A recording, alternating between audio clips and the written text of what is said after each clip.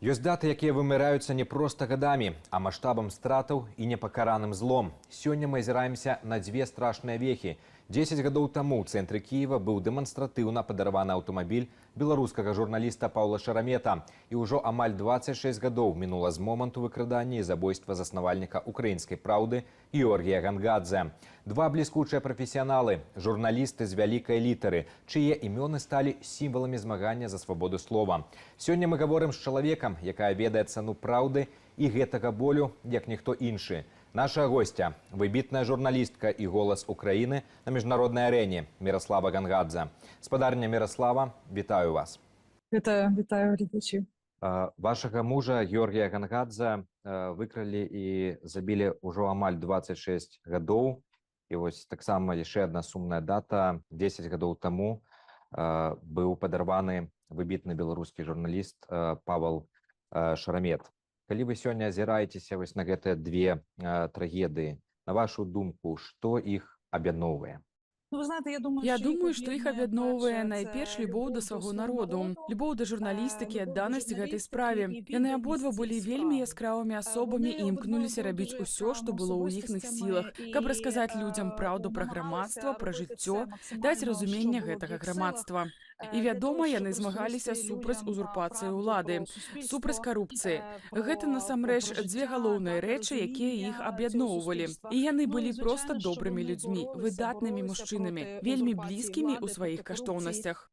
Ну, вось ёсць такі цікавы момант. Маці Паўла Шарамета казала, што ён нарадзіўся з працягнутай наперад рукой, таму ён як бы не мог быць абыякавым, ніколі не маўчаў, і вось такім самым быў Георгій. Вось як вы думаеце, чаму менавіта такія людзі, якія вельмі любяць жыццё і любяць прафесію, становяцца ўрэшце мішэнямі? Такіх людзей няшмат. Гэта людзі, якія не баяцца. Яны не маюць пачуцця страху, і для іх прынцыпы і адданасць прафесіі вельмі важныя. Несці сваю місію для іх таксама надзвычай важна. Таму яны часта трапляюць у складаныя сітуацыі. Вядома, журналістыка заўсёды рызыкоўная справа.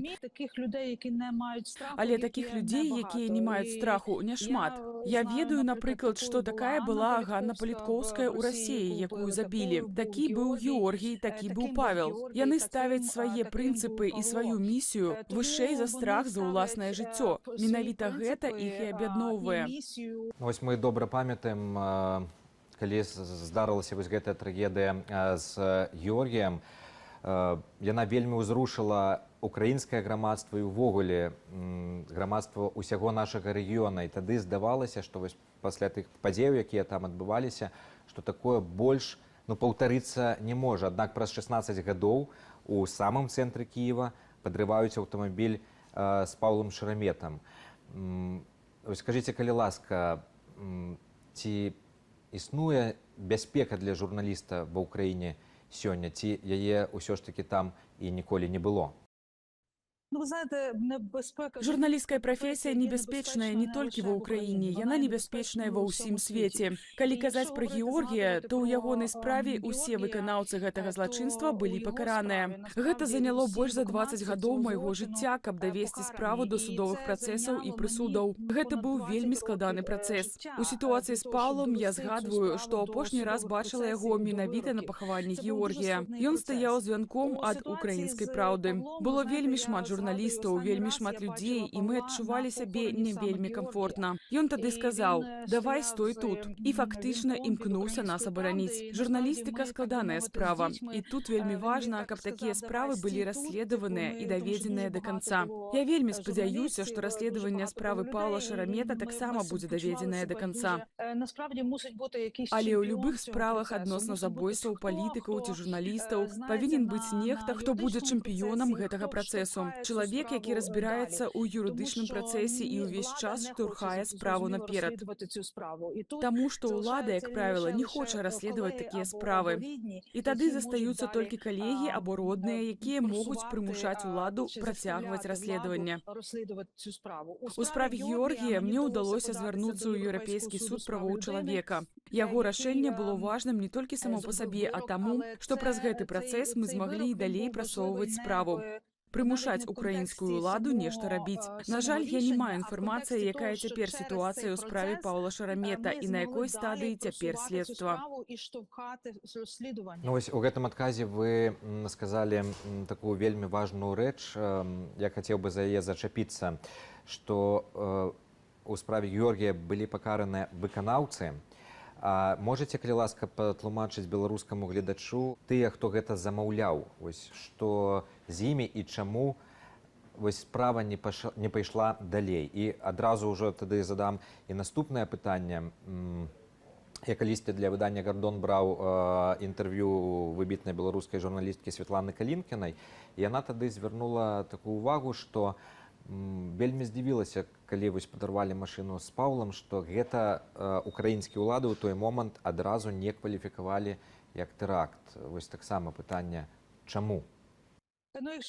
Калі казаць пра справу Георгія, то я кажу пра выканаўцаў, бо менавіта да гэтага выніку нам удалося давесці справу. Генерал-мус Украіны Пукач цяпер адбывае пажыццёвае пакаранне. Ён атрымаў пажыццёвы прысуд. Яшчэ трое працаўнікоў міліцыі былі пакараныя за забойства Георгія. Частка з іх ужо адбыла свае тэрміны, нехта памёр у турме. На момант завяршэння гэтай часткі справы пракуратура падзяліла яе на дзве: справу адносна выканаўцаў і справу адносна замоўцаў. З аднаго боку мы пагадзіліся на гэта, або было важна, каб хаця б частка справы была даведзеная да прысуду. Але ў справе замоўцаў мы так і не атрымалі ніякай інфармацыі. Насамрэч, гэтая справа практычна засакрэчаная. Я нават не бачыла і не чытала матэрыялаў адносна замоўцаў. Мы разумеем, хто мог быць замоўцам. Я асабіста абвінавачваю былога прэзідэнта Кучму ў тым, што ён аддаваў сваім падначаленым загад зрабіць нешта з Георгіем. Мы таксама ведаем пра міністра ўнутраных справаў Краўчанку, якога мы таксама лічым датычным да гэтага забойства. Ён нібыта скончыў жыццё самагубствам напярэдадні таго, як павінен быў прыйсці ў пракуратуру даваць паказанні. Фактычна, улада тады схавала канцы ў ваду. І зразумела, што кожны наступны прэзідэнт не вельмі хоча пераследаваць свайго папярэдніка, боючыся, што наступны прэзідэнт гэтак жа будзе пераследаваць ужо яго. Такая логіка існуе ўнутры ўладных элітаў, і ніхто не хоча яе парушаць. Але гэта вялікая праблема, таму што непакаранае зло нараджае новае зло. І калі вы пытаецеся пра смерць Паўла Шарамета, я перакананая, калі б рэальна былі пакараныя ўсе вінаватыя хаця б у адным забойстве журналіста, я б нават сказала, дзе заўгодна ў свеце, то забойстваў журналістаў было б значна менш. Пра гэта я кажу ўжо больш за 25 гадоў. Вось ведаеце, Павел, ён заўжды казаў, што вельмі бы хацеў сустракаць сваю старасць недзе на лецішчы пад Менскам у атачэнні сваіх унукаў. Я ўпэўнены, што і вялікія планы на жыццё былі у Георгія. Вось таксама ўпэўнены ў тым, што калі вы зараз бачыце, размаўляеце з маладымі журналістамі, бачыце іх таксама гэтую прагу да жыцця і рызыкі, на якія яны ідуць падчас працы. Вось цікава, што вы ім маглі бы сказаць, а можа і кажаце, да?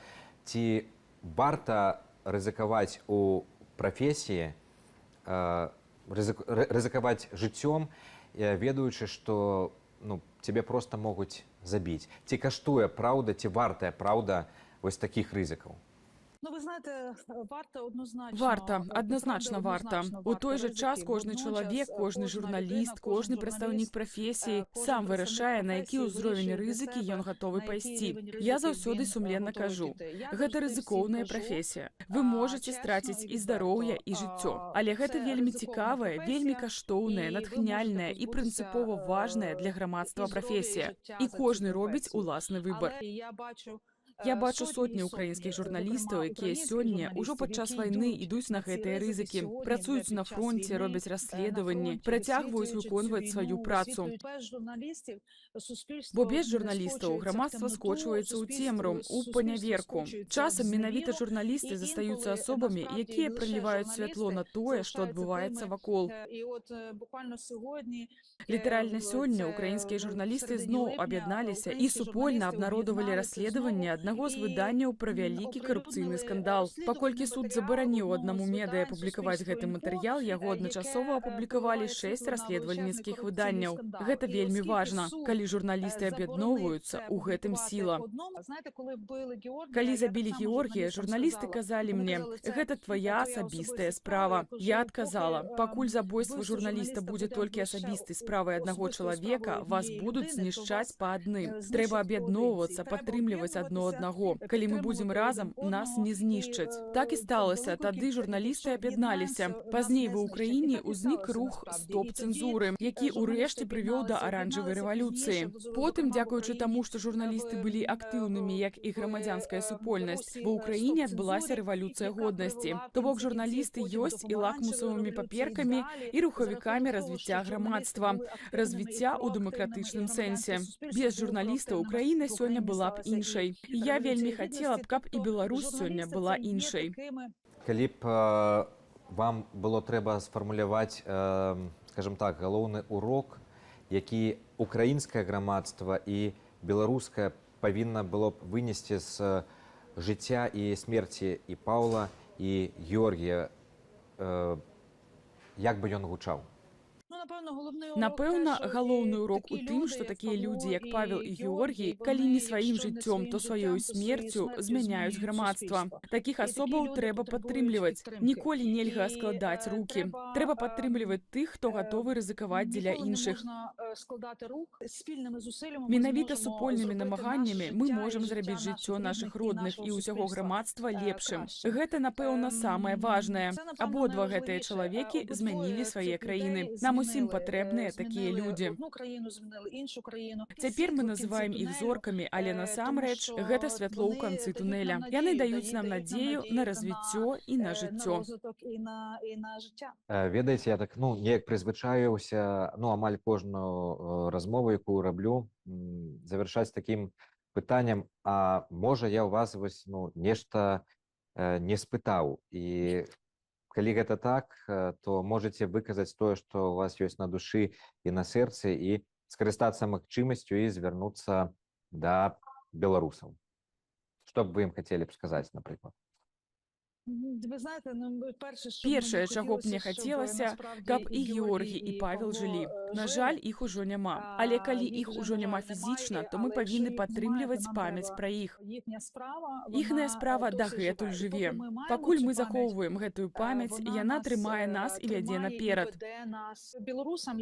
Беларусам я хачу пажадаць сілы і, напэўна, і, напэўна, адвагі. Я не ведаю, што яшчэ сёння можна зрабіць у Беларусі, але вельмі хачу аднаго цудоўнага дня прыехаць у Менск, пабачыць гэты выдатны горад, у якім я ніколі не была. Я знаёмая з вельмі многімі беларускімі актывістамі і шчыра спадзяюся, што калі-небудзь вы вернеце сабе тую краіну, якую былі вымушаныя пакінуць. Гэта была выбітная журналістка Міраслава Янгадзе. Вялікі вам дзякуй. Дякую вам також.